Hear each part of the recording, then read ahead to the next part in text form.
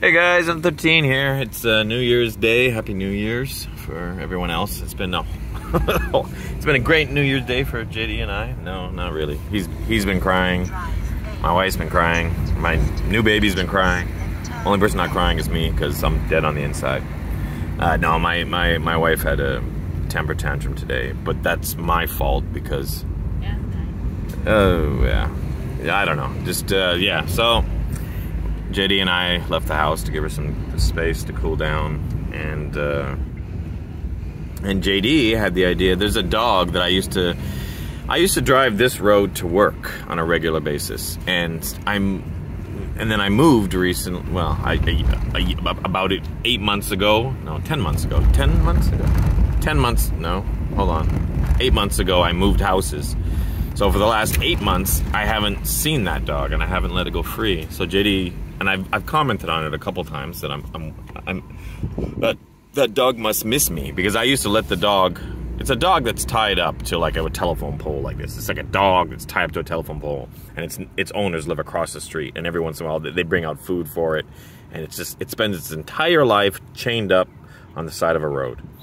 So what I do is, whenever I would ride by on my scooter on my way to work, I would let him go free, and he just runs around the area. And then the next day or 2 days later, I'll see him tied up again, because he always comes back home. That's what dogs do.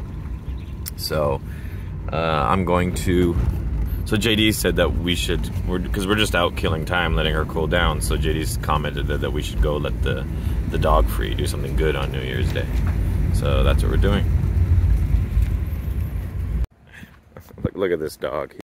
This dog has not seen me in 8 months. Hi. Do you remember me? Do you remember me? Hi, buddy. Hi, buddy. I know. Yes.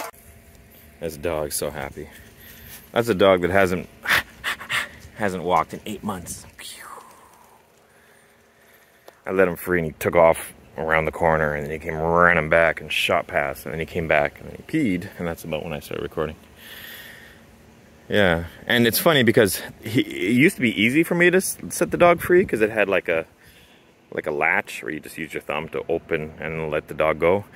But because I let him go quite a few times, they ended up using like a permanent measure. Like they put like it's like a chain wrapped around his neck, and then the chain is like, they use like a wrench, like pliers or a wrench, to squeeze it on. So you can't just.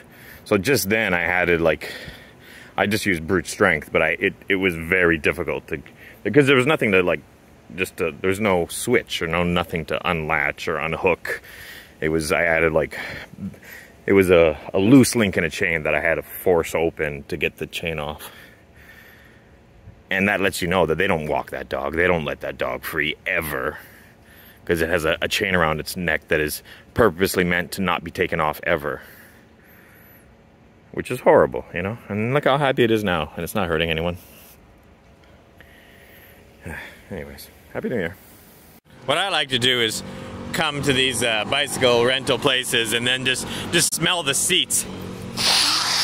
Oh yeah, that was definitely a girl that rode this one last. Let's try this one here. Oh, that was a fat guy. Fucking fat guys! Hey Charles. Every time my son or myself go down the street, we always point at this empty parking lot and say, hey, that's the empty parking lot where Charles and I had that running race pushing the scooters.